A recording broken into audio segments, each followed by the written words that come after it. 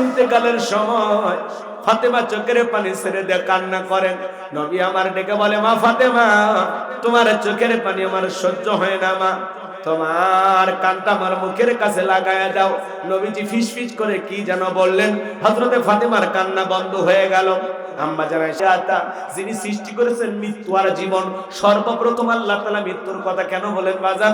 এই দুনিয়াতে আসার একটা সিরিয়াল আছে, যাওয়ার কিন্তু কোনো সিরিয়াল নাই। দাদা আসছে, দাদার পরে বাবা আসছে, বাবার পরে আমি আসলাম, আমার পরে আমার সন্তানেরা আসলো।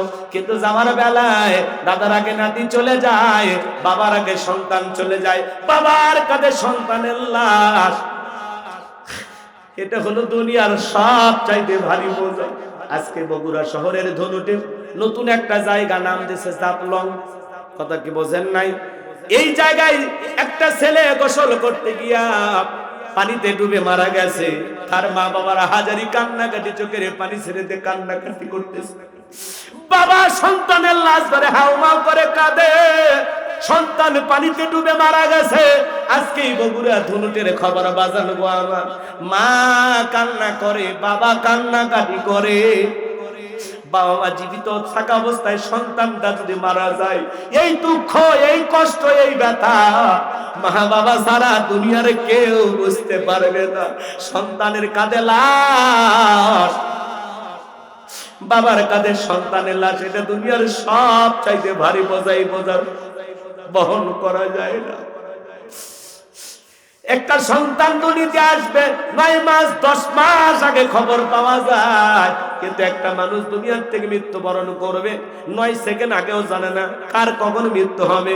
কুল্লু নাফসিন যায়িকাতুল মাউত, প্রত্যেক প্রাণীকেই মৃত্যুর স্বাদ গ্রহণ করা লাগবে। দুনিয়া থাকার জায়গা না, সবাইকে বিদায় নিয়ে চলে যাওয়া লাগবে। মৃত্যুর স্বাদ হলো দুই প্রকারের, মিষ্টি খাইলে মিঠা লাগে, নিম পাতা খাইলে যেমন তিতা লাগে। যারা ইমানদার, যারা হলো নেক আমল করেছে, আল্লাহর প্রিয় গোলাম হয়েছে, তাদের মৃত্যুটা হবে মিঠা। মায়ের কোলে দুধ পান করতে করতে শিশুটা যেমন ঘুমের মধ্যে চলে যায়, যারা ইমানদার তারা তেমনি ভাবে দুনিয়ার থেকে বিদায় নেবে, টেরও পাবে না। বলুন সুবহানাল্লাহ। কিন্তু যারা আল্লাহর অবাধ্য গোলাম, নাফরমান বেঈমান, এদের মৃত্যুর যন্ত্রণা বড় ভয়ঙ্কর। পা থেকে মাথা পর্যন্ত রুহটা ছোটাছুটি করবে। দেখেন না, চোখগুলো বড় বড় করে পেশাব পায়খানা করে দেয়, গালি দিতে দিতে মারা যায় কত মানুষ। মৃত্যুর স্বাদ গ্রহণ করে দেখে মনে হয় আহারে কি ভয়ঙ্কর ভাবে বিদায় নিতেছে। এ বাজার, আজ হোক কাল হোক আপনাকে আমাকে মৃত্যুবরণ করতে হবে, দুনিয়া থাকার জায়গা না। হে যুবক, আল্লাহ তাআলা বলেন, আইনামা তাকুনু ইদরিকুমুল মাউত ওয়ালাউ কুনতুম ফি বুরুজিম মুশাইয়াদা। সূরা নিসার ৭৮ নম্বর আয়াত। আল্লাহ ডেকে বলেন, যেখানে থাকো, যে অবস্থায় থাকো, মৃত্যু তোমাদেরকে ধরবেই। মৃত্যু থেকে পালানোর কোনো রাস্তা খোলা নাই। আল্লাহ নবী ইদ্রিস আলাইহিস সালামকে জিজ্ঞাসা করা হয়েছিল, ও আল্লাহ নবী ইদ্রিস, মৃত্যুর যন্ত্রণা আপনার কাছে কেমন মনে হয়েছে? আল্লাহ নবী ইদ্রিস আলাইহিস সালাম ডেকে বলেন, জ্যান্ত ছাগলের গা থেকে চামড়া খসাইলে ছাগলের যেমন কষ্ট হয়, মৃত্যুর যন্ত্রণা আমার কাছে তেমনি কষ্টকর মনে হয়েছে। আমার ভাইরা, মৃত্যুর যন্ত্রণা কত ভয়ঙ্কর, কত কঠিন। বিশ্ব নবীর ইন্তেকালের সময় ফাতেমা চোখের পানি ছেড়ে দিয়ে কান্না করেন। নবী আমার ডেকে বলে, মা ফাতেমা, তোমার চোখের পানি আমার সহ্য হয় না মা, তোমার কানটা আমার মুখের কাছে লাগায়া দাও। নবীজি ফিসফিস করে কি যেন বললেন, হযরতে ফাতেমার কান্না বন্ধ হয়ে গেল। আম্মা জান আয়েশা জিজ্ঞাসা করেন, ও আমার মেয়ে ফাতেমা, তোমার আব্বা জানি কি এমন বলেছে মা, যার কারণে তোমার কান্না বন্ধ হয়ে গেল? হযরতে ফাতেমা ডেকে বলেন, আম্মা জান, আমার বাবা বলেছেন, বাবার ইন্তিকালের পরে সর্বপ্রথম বাবার সাথে আমার সাক্ষাৎ হবে। জিবরাইল আসলেন, নবীকে সালাম দিলেন, আসসালামু আলাইকুম ইয়া রাসূলুল্লাহ, ইয়া হাবিবাল্লাহ। আল্লাহ তাআলা আপনার শরীরের অবস্থা জানতে চেয়েছেন। আল্লাহ জানার পরে জানতে চায়। নবী আমার ডেকে বলে, জিবরাইল, আগের চাইতে অনেকটা ভালো আছি আলহামদুলিল্লাহ। কিছুক্ষণ পরে আসমান থেকে জিবরাইল আবার আসলেন, ডেকে বলে, নবী গো, আসমান থেকে আজকে আমি একা আসি নাই, আর একজন ফেরেশতা এসেছেন, যার নাম হলো মালাকুল মউত। আপনার অনুমতির অপেক্ষায় দাঁড়িয়ে আছেন। নবী আমার অনুমতি দিলেন, মালাকুল মউত ভিতরে প্রবেশ করলেন।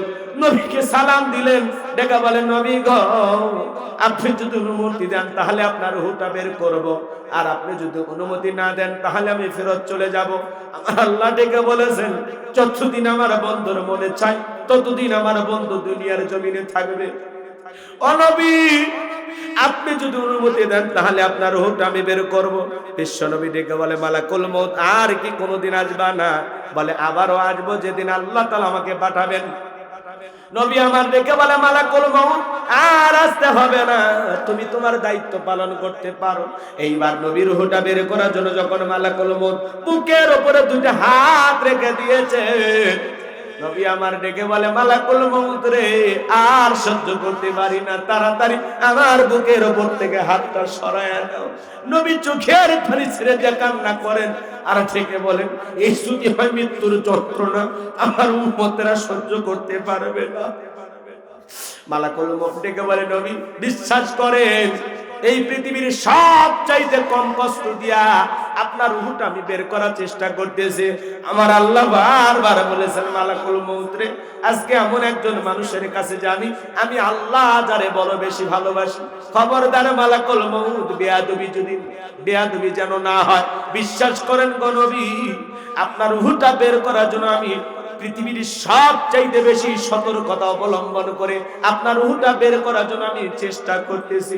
দ্বিতীয়বার যখন হাতটা রেখে দিলেন, নবী আমার চোখের পানি ছেড়ে দিয়ে কাঁদেন, আর ডেকে বলেন, মালাকুল মউত আর সহ্য করতে পারি না, হাতটা সরায় না। এই যদি হয় মৃত্যুর যন্ত্রণা, আমার উম্মতেরা সহ্য করতে পারবে না।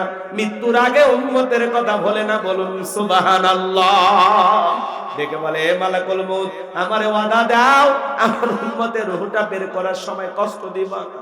ডেকে বলে, নবী আপনার উম্মতের মধ্যে যারা আপনার আদর্শ মোতাবেক চলবে, ও নবী আল্লাহর বিধান মোতাবেক চলবে যারা হবে নেককার মুমিন মুত্তাকি, কথা দিলাম গো নবী, তাদের রূহটা বের করার সময় ইহসান করব, তাদের কম কষ্ট দিয়ে আমি রূহটা বের করার চেষ্টা করব। নবী আমার ডেকে বলে, মালাকুল মউত যখন তুমি আমার বুকের উপরে হাত রেখে দিয়েছো, মনে হয় উহুদ পাহাড়টা আমার বুকের উপরে চেপে ধরা হয়েছে। এইবার তৃতীয়বার যখন হাতটা রেখে দিলেন, নবীজি রূহটা যখন বের হয়ে যাবেন, মৃত্যুর সময় নবী কয়েকটি কথা বললেন, উম্মতের উদ্দেশ্যে বলে গেলেন, আমার উম্মতেরা আসসালাত আসসালাত, আমার উম্মতেরা নামাজ নামাজ। নবীজি রূহটা বের হয়ে যাচ্ছে, ওই সময়ও উম্মতদেরকে বলে গেলেন, আসসালাত আসসালাত আসসালাত, আমার উম্মতেরা নামাজ নামাজ নামাজ নামাজ ছাইরো না। নবীর জীবনের শেষ কথাটা কি আমরা আমল করতে পারবো? আজকের মাহফিল থেকে কারা কারা আছেন যে হুজুর আজকে থেকে ওয়াদা দিলাম জীবনে কোনোদিন 5 ওয়াক্ত নামাজ আর ছাড়বো না? কারা কারা হাত তুলে ওয়াদা দেন? নামাজ পড়বেন তো ইনশাআল্লাহ? আল্লাহ আমাদের সবাইকে 5 ওয়াক্ত নামাজই বানায় দেন। জোরে বলেন আমিন, আর একটু জোরে বলুন আমিন। হাত নামান ভাইরা আমার, এই দুনিয়া থাকার জায়গা না। বাল তুসিরুনাল হায়াতাদ দুনিয়া ওয়াল আখিরাতু খায়রুম ওয়া বাকা। তোমরা দুনিয়ার জীবনকে প্রাধান্য দিচ্ছ, অথচ আখিরাতের জিন্দেগি চিরস্থায়ী। যেই জীবনের শুরু আছে শেষ নাই, এই দুনিয়ার জীবন আজ হোক কাল হোক শেষ হয়ে যাবে। আমরা বেঁচে আছি এটাই অস্বাভাবিক, মৃত্যু হবে এটাই স্বাভাবিক। দুনিয়াতে কেউ থাকবে না, সবাইকে যেতে হবে। দুনিয়া থাকার জায়গা না।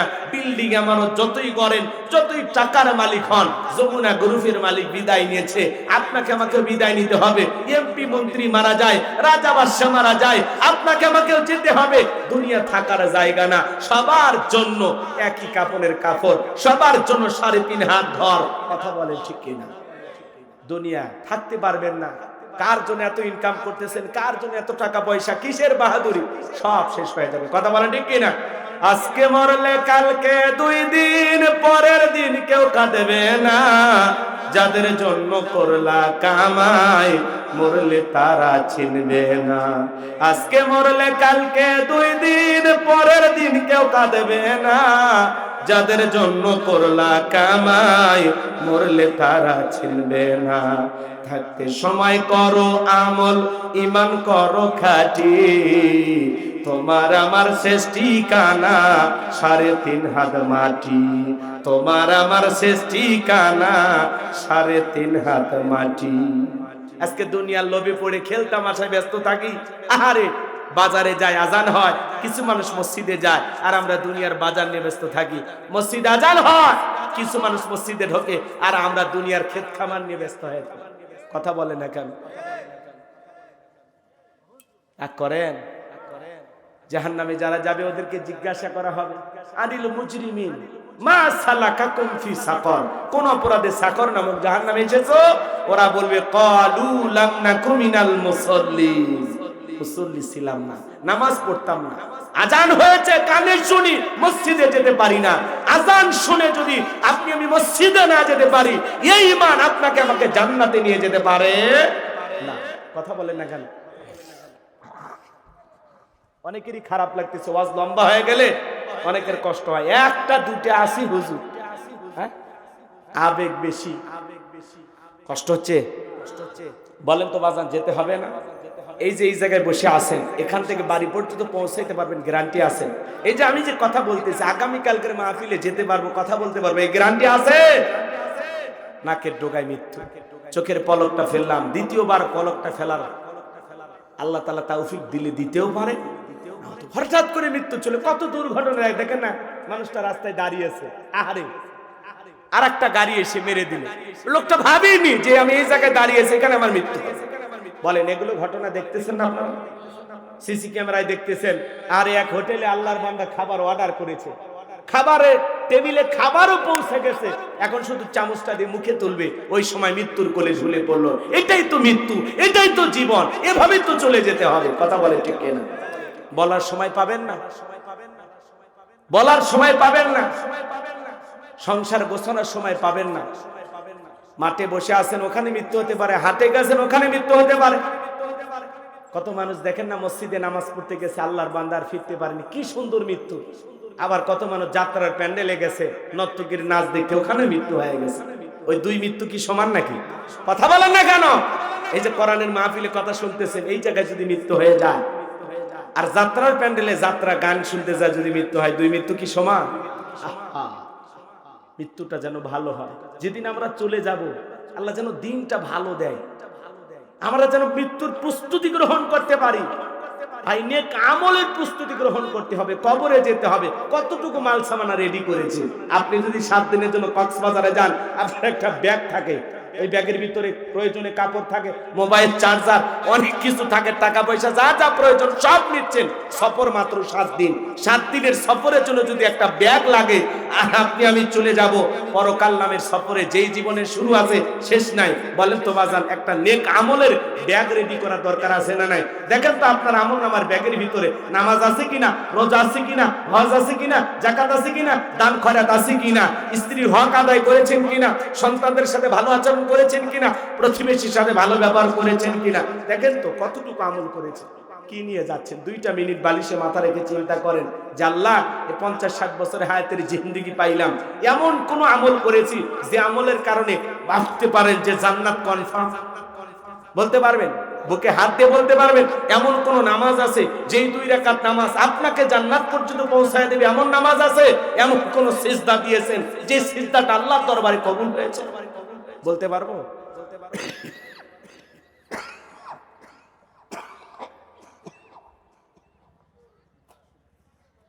আমার ভাইয়েরা, এই জন্য বলতে চাই, আসুন না, আজকে কি বার? কথা কয় না, আজকে বার শুক্রবার।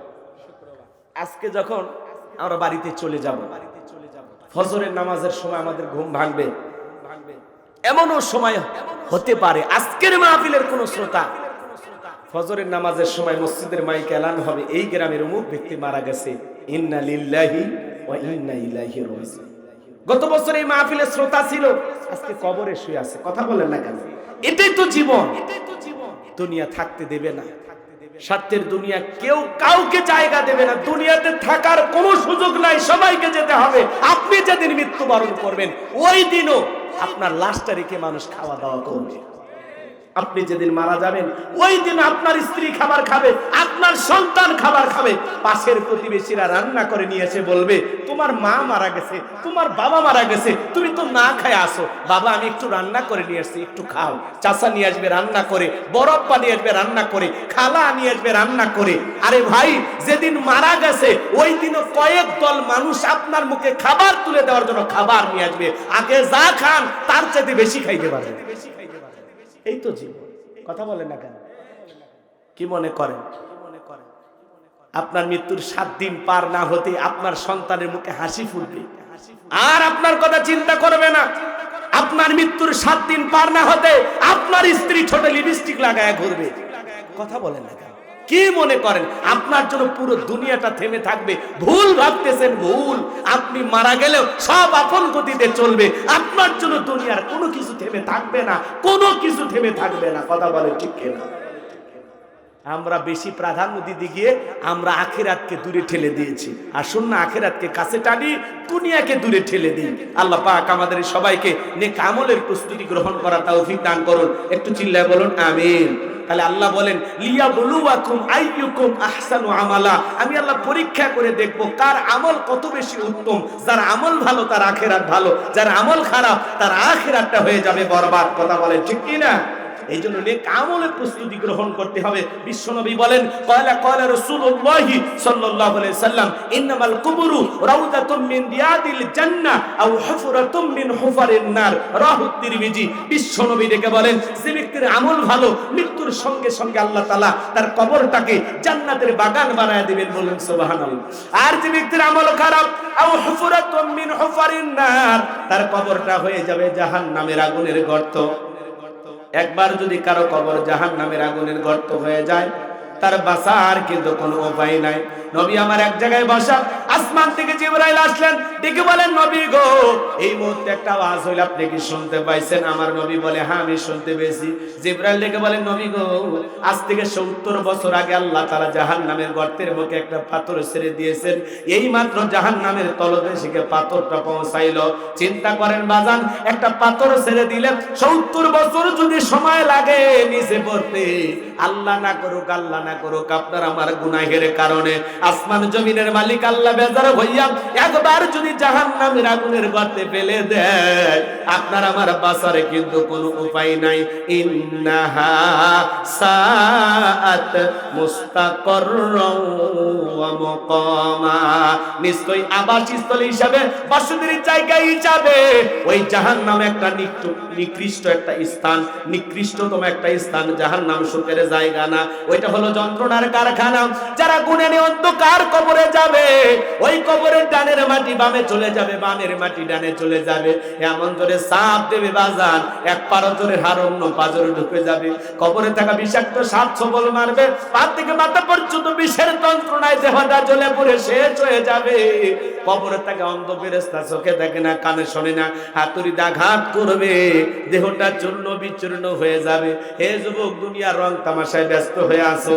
দেখলা না কয়েকজন যুবক ঈদের আনন্দে দেশি অস্ত্র নিয়া নদীর বুকে গান বাজাইছে, বক্স বাজাইতেছে। সেনাবাহিনী যখন নৌকা নিয়ে গেল, ওই যুবকেরা গান বাজনা বাদ দিয়ে নদীর উপরে ঝেপে ঝেপে পড়লো, নিজেকে বাঁচানোর জন্য নদী সাঁতরায় সাঁতরায় পার হয়ে যাইতেছে।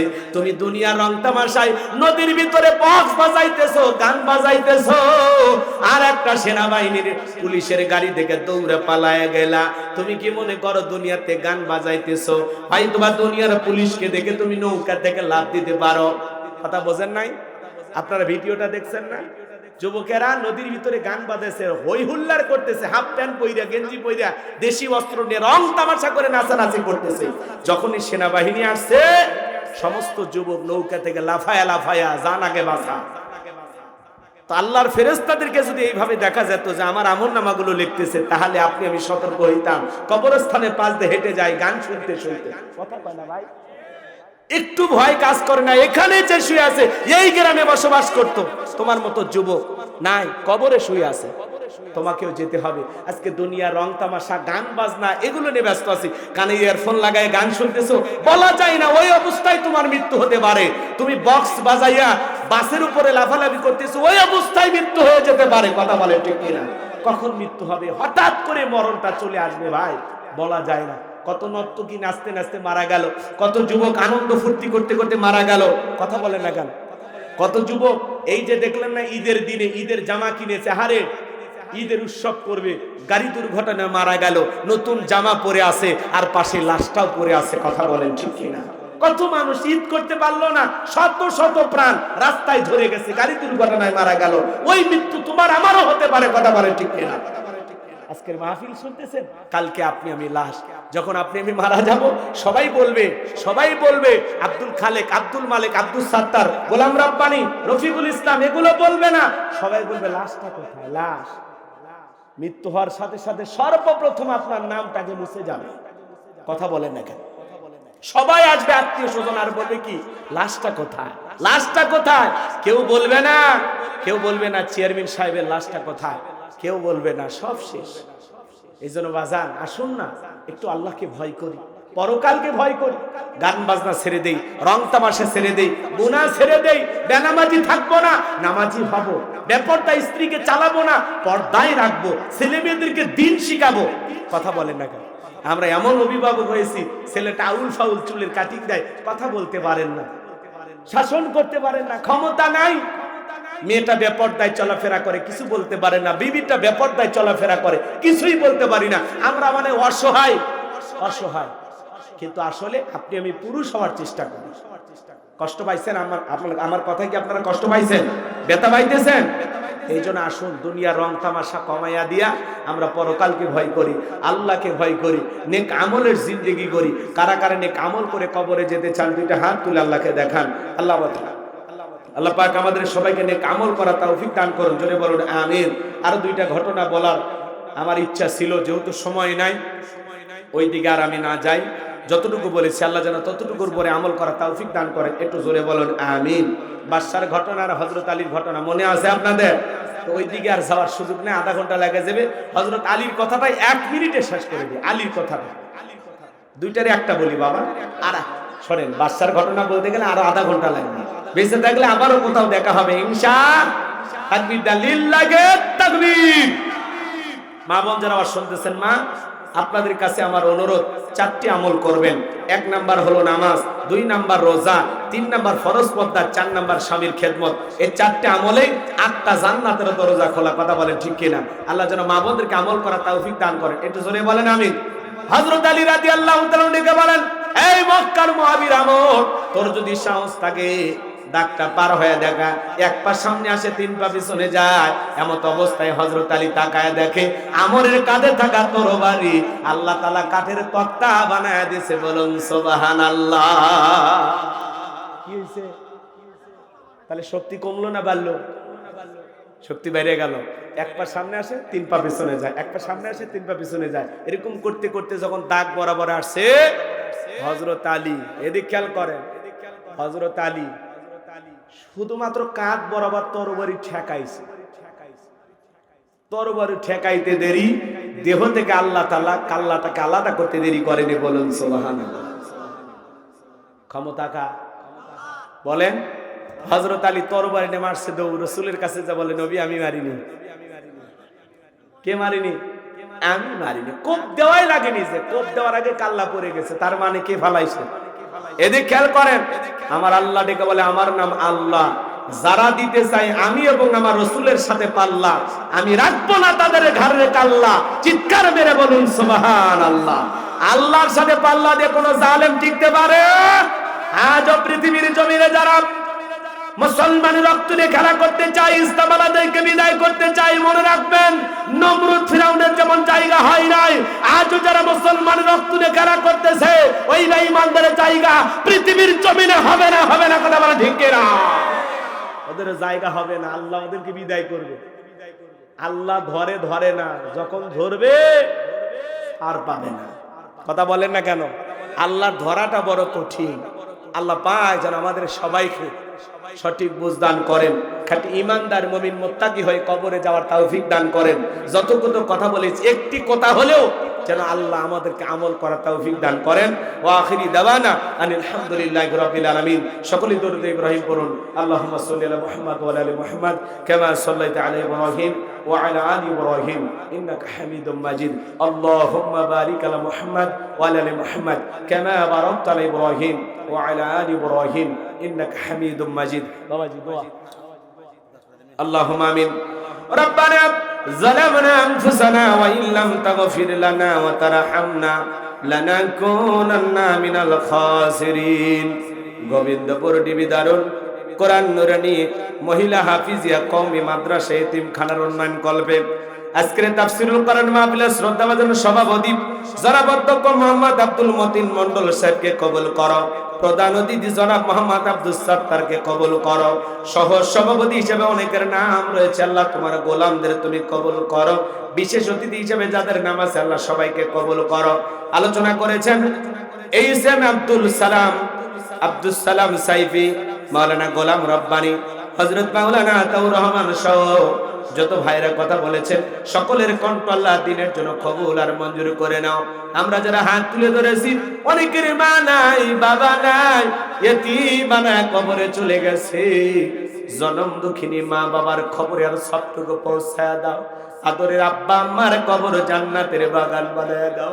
রব্বির হামহুমা কামা রব্বায়ানি সগীরা ওয়া রব্বির হামহুমা কামা রব্বায়ানি সগীরা। আল্লাহ পিতামাতা যাদের বেঁচে আছে আল্লাহ পিতামাতার খেদমত করে তাদের মুখে হাসি ফোটাইয়া জান্নাত অর্জন করার তৌফিক দিয়া দাও। আত্মীয় স্বজন যারা কবরে চলে গেছে মাফ করে দাও, কবরগুলো জান্নাতের বাগান বানায় দাও। আমরা যারা হাত তুলে ধরেছি নফসের ধোঁকায় পড়ে দুনিয়ার মহাব্বতে পড়ে দিনের আলোতে রাতের আধারে গোপনে প্রকাশ্যে অনেক গুনাহ করে ফেলেছি। আল্লাহ আমাদের সকলের তামাম জিন্দেগির গুনাহগুলো মাফ করে দাও। তুমি যদি মাফ না করো কার কাছে যাব? তুমি রহমান, তুমি রহিম, তোমার অনেক দয়া। ওয়া আনতার হামুর রাহিমিন। আল্লাহ গো আমাদের সকলের জানা অজানা ছোট বড় গোপন প্রকাশের তামাম জিন্দেগির গুনাহগুলো মাফ করে দাও। সকলের দরজা হইতে আল্লাহ ফিরিয়া তোমার দরজাতে রহিলাম মোরা পড়িয়া। যত গুনাহ করছি মাবুদ মোরা জীবনে মাফ করে দাও তুমি মাবুদ। নিজে গুনে আদর করে বান্দা আল্লাহ মোদের বানাইয়া কেমনে দিবা জাহান্নামে ফেলিয়া।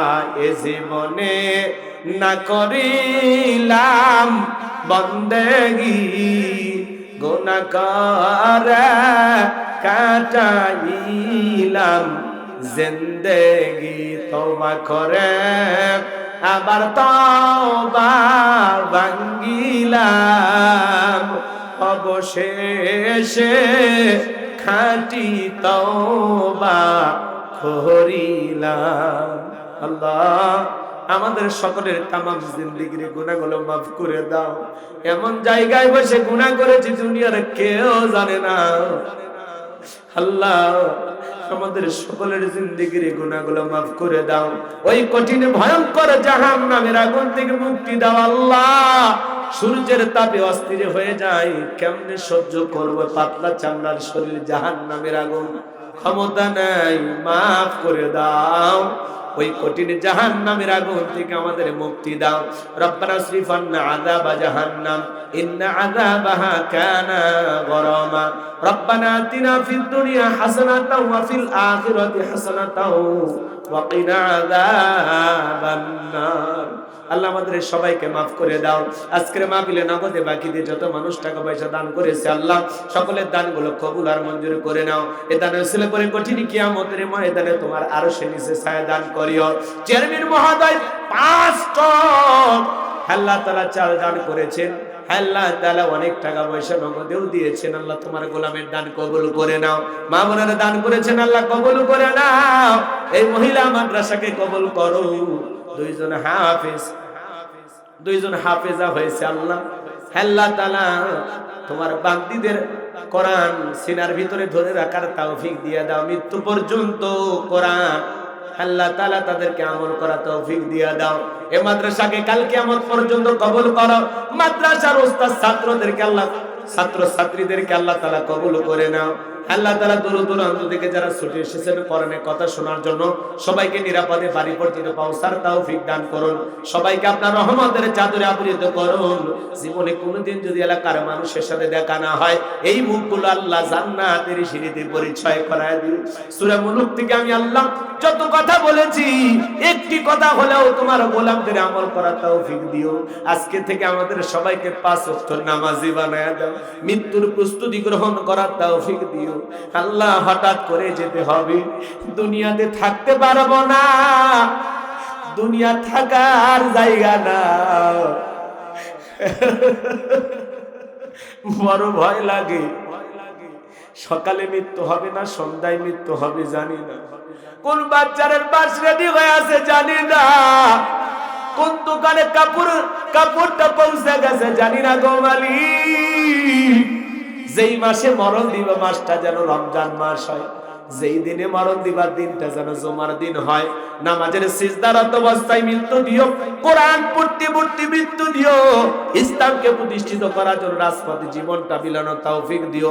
তামাম পৃথিবীর মুসলিম উম্মাহকে হেফাজত করো। ফিলিস্তিনের মুসলমানদেরকে বিজয় দাও। বাংলাদেশের মসজিদ মাদ্রাসা কবুল করো।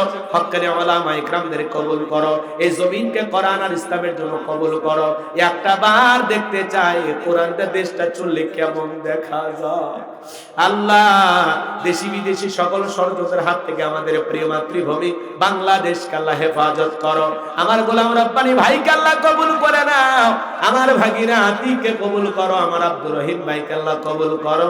আল্লাহ মিডিয়ার ভাইদেরকে কথাগুলো সঠিকভাবে প্রচার করার তৌফিক দিয়ে দাও। যারা উল্টাপাল্টা ছবি লাগায়, উল্টাপাল্টা থাম্বনেল ব্যবহার করে, এই সমস্ত মিডিয়ার ভাইদেরকে আল্লাহ তুমি হেদায়েত দান করো।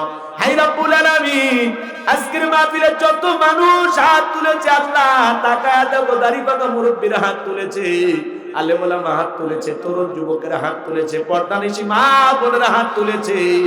যার হাত দোকানা পছন্দ হয় সে হাতের বদলতে আজকের দোয়াকে কবুল আর মঞ্জুর করে নাও। আমার ড্রাইভার ভাইকে আল্লাহ তুমি কবুল করে নাও।